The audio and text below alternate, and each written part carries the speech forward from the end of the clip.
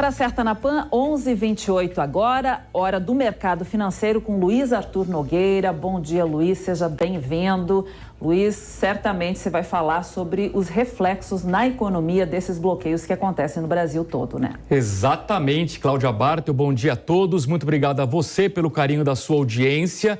Essas manifestações lamentáveis já afetam a economia, vão atrapalhar o crescimento econômico e com impacto na inflação, porque elas impedem produção industrial, impedem escoamento do agronegócio. Isso reduz a oferta de produtos na economia e, consequentemente, os preços sobem. No final do dia, quem paga a conta somos nós, brasileiros, nós consumidores. Então é lamentável. Eu queria lembrar que no governo Temer, em 2018, uma greve de caminhoneiros que paralisou o país durante 11 dias tirou cerca de 1 ponto percentual de crescimento de PIB, de crescimento econômico. Na ocasião, o Brasil cresceu 1,1%, poderia ter crescido o dobro naquele ano, não fosse a greve dos caminhoneiros. Ou seja, nós perdemos milhares de empregos, muita gente deixou de ter renda por conta de uma greve dos caminhoneiros. E agora, essa manifestação irresponsável atrapalha a economia brasileira. Por coincidência, hoje de manhã, o IBGE divulgou a produção industrial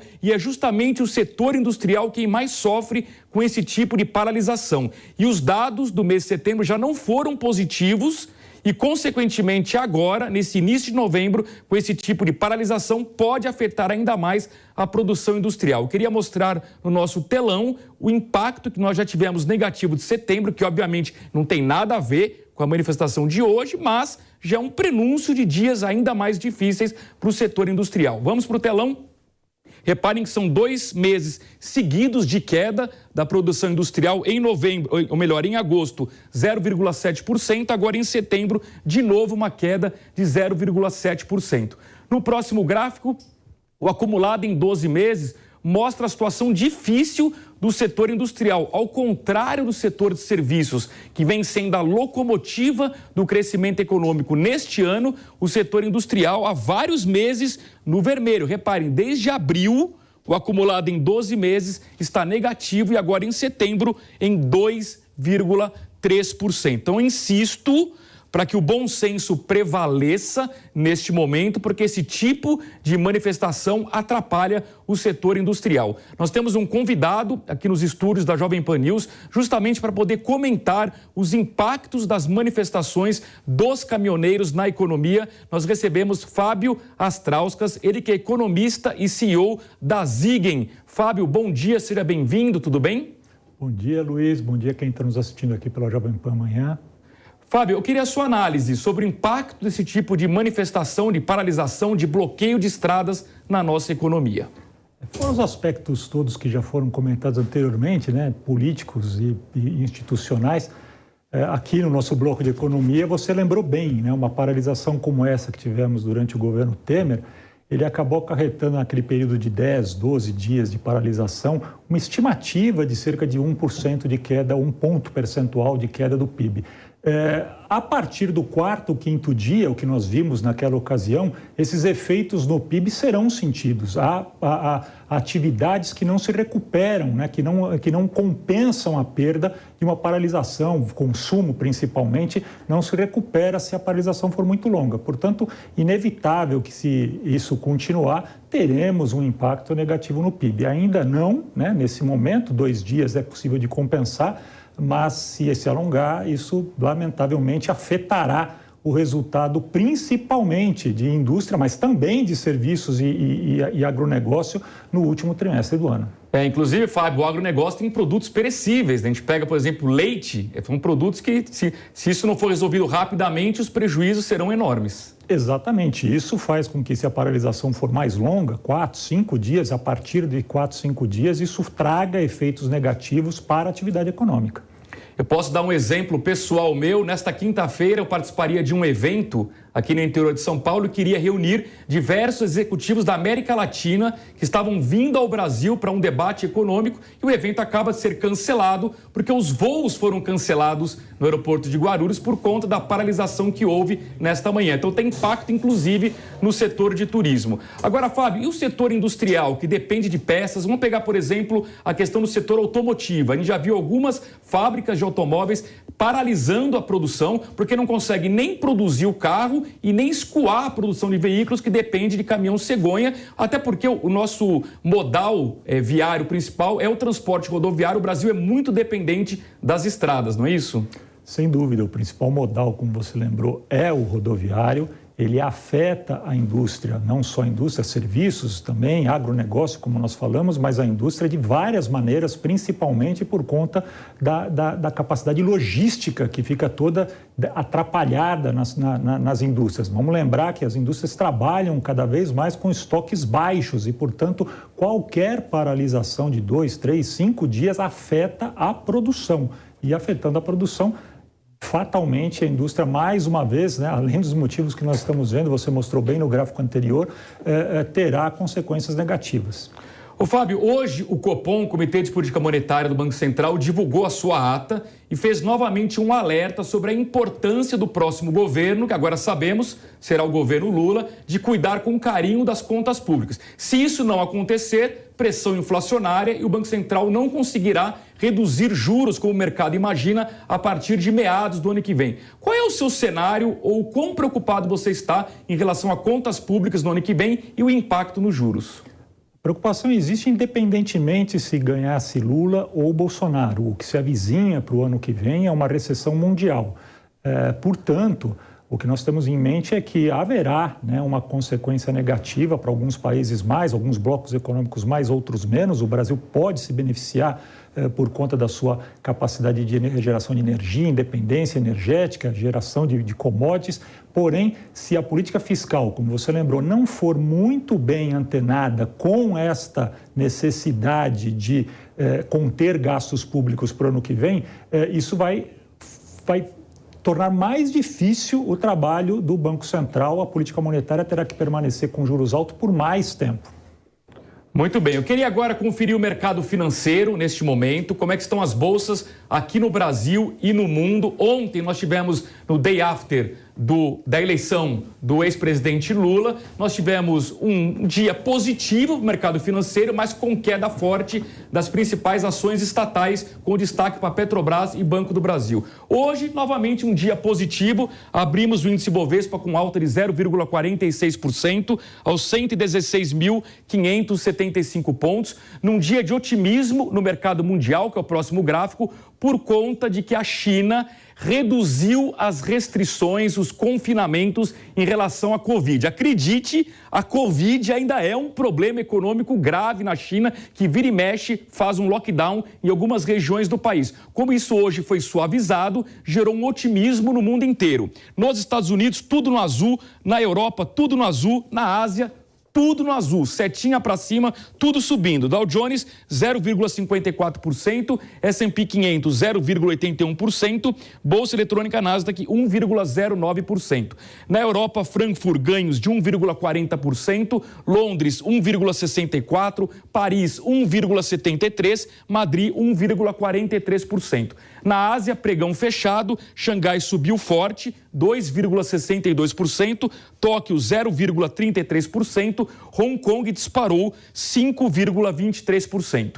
E no mercado de câmbio, que é o próximo gráfico, o dólar hoje bem calminho, queda de 0,25%, R$ 5,17. Por enquanto, o novo governo Lula não tem impacto no câmbio. Na verdade, os investidores aguardam o anúncio de quem será o ministro da Fazenda do governo Lula. E isso vai dar muitas dicas, muitos sinais sobre o que esperar da política econômica nos próximos 4 anos. O euro subindo 0,33%, R$ 5,14. Bitcoin praticamente estável aos 20.493 dólares. Então eu queria chamar de volta o nosso convidado, o Fábio Astrauskas, que é economista e CEO da Ziggen. Fábio, com qual expectativa você está vislumbrando a questão do ministro da Fazenda do governo Lula e o quanto isso de fato vai desvendar como será a política econômica dos próximos 4 anos?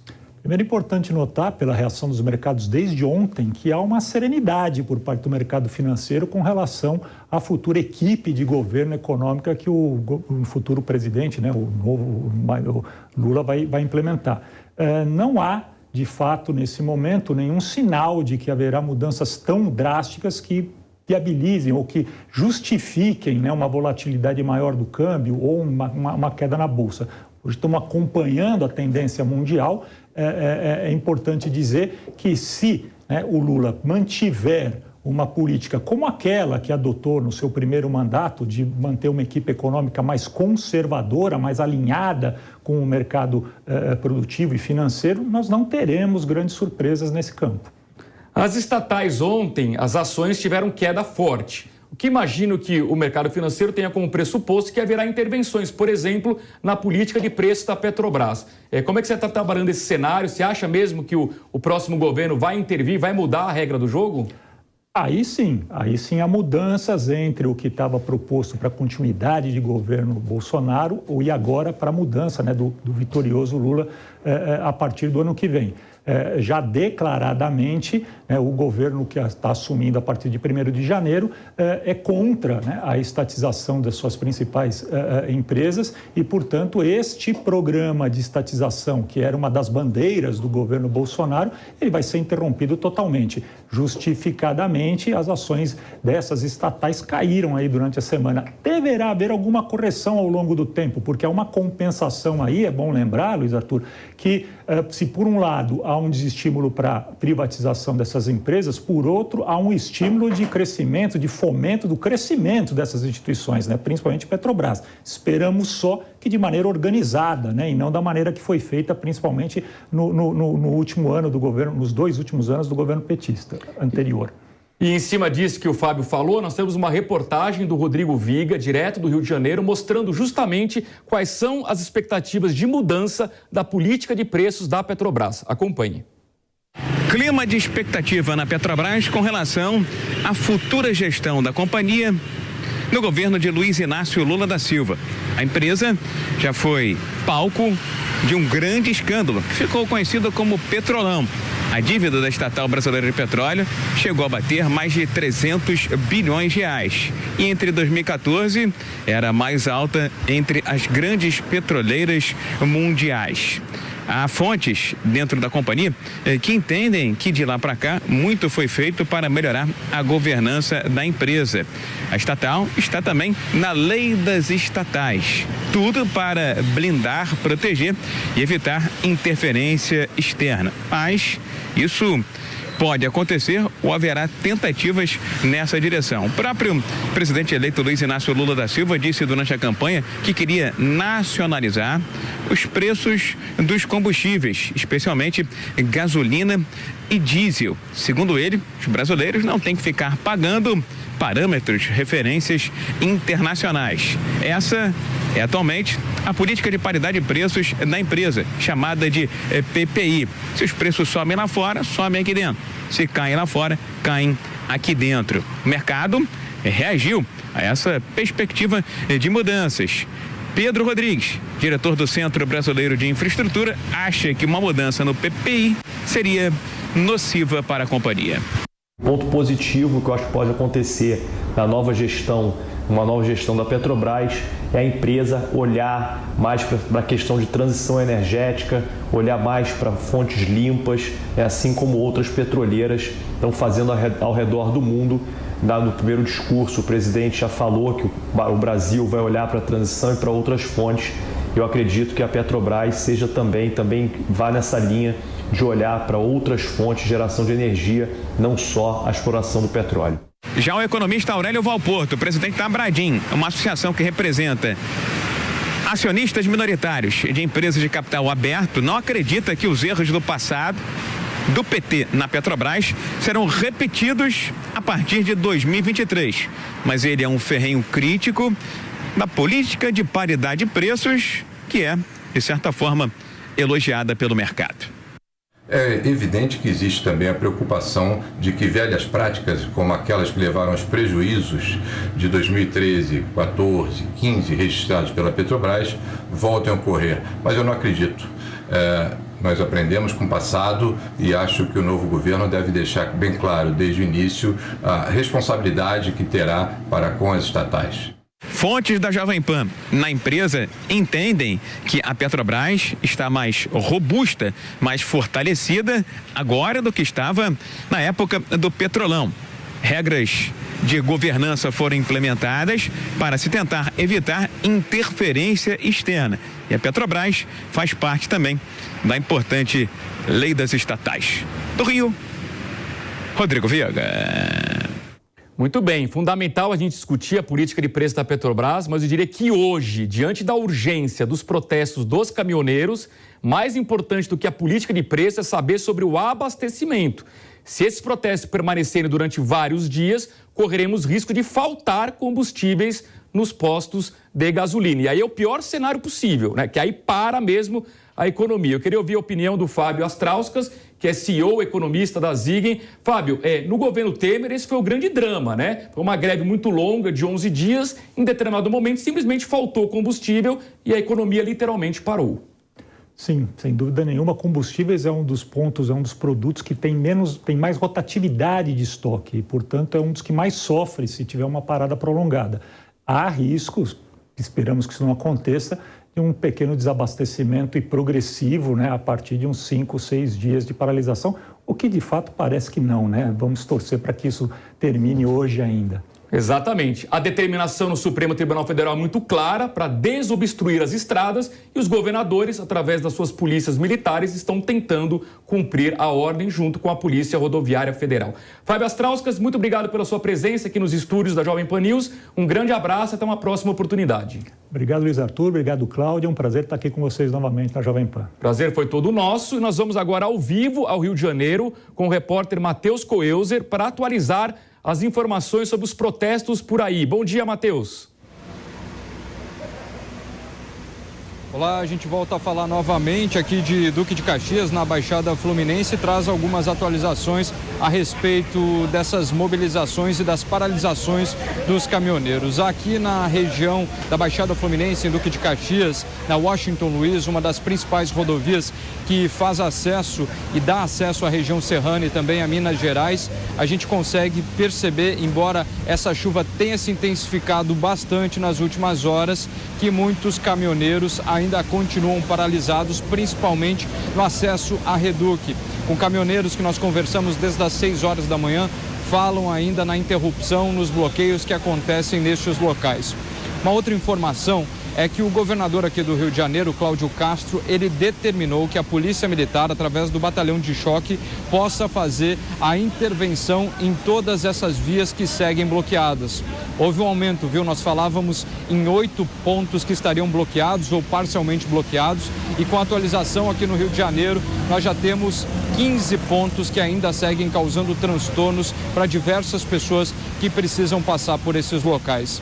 Esse reflexo, ele também tem uma constatação, segundo os profissionais das rodoviárias aqui do Rio de Janeiro. Muitas passagens acabaram sendo canceladas, muitas viagens não estão sendo realizadas em virtude dessas paralisações, tendo em vista que ontem, pelo menos, muitos ônibus não conseguiram passar por estes bloqueios. Algumas pessoas que tentaram sair de São Paulo para o Rio de Janeiro levaram mais de 11 horas, um percurso bastante exaustivo. Na Universidade Federal do Rio de Janeiro, em frente àquele local na zona norte do Rio de Janeiro, também houve confusão. Muitos estudantes da Universidade Federal que estavam tentando ir para Minas Gerais foram impedidos, tiveram que sair do ônibus e foram abrigados em um hotel naquelas proximidades. Uma senhora que também estava dirigindo naquele local acabou sendo atingida e acabou também tendo que ter o carro removido no local. A Polícia Militar falou que vai continuar, então, intensificando toda essa fiscalização juntamente com a Polícia Rodoviária Federal. Hoje pela manhã, na zona oeste do Rio de Janeiro, bastante confusão também, quando manifestantes foram atacados pela Polícia Militar, que fez uma intervenção utilizando spray de pimenta. Uma mulher foi atingida, ela acabou passando mal, recebeu atendimento, mas segundo as últimas informações, ela agora neste momento já passa bem. Quem nos acompanha por imagens, Luiz, pode perceber então essa chuva que se intensifica, mas embora toda essa circunstância aqui na Baixada Fluminense, a gente ainda segue acompanhando a movimentação e percebendo, principalmente na Reduc, que fica a poucos metros daqui. Eu sigo abrigado em virtude dessa chuva que se intensificou nas últimas horas e os caminhoneiros então têm falado, caminhoneiros que não são favoráveis a essa paralisação, que não estão conseguindo passar pelo local em virtude dos caminhoneiros que estão aderindo a esse processo. Portanto, o governador Cláudio Castro foi enfático, disse que vai continuar acompanhando toda essa mobilização e fazer a intervenção então com o batalhão da Polícia Militar.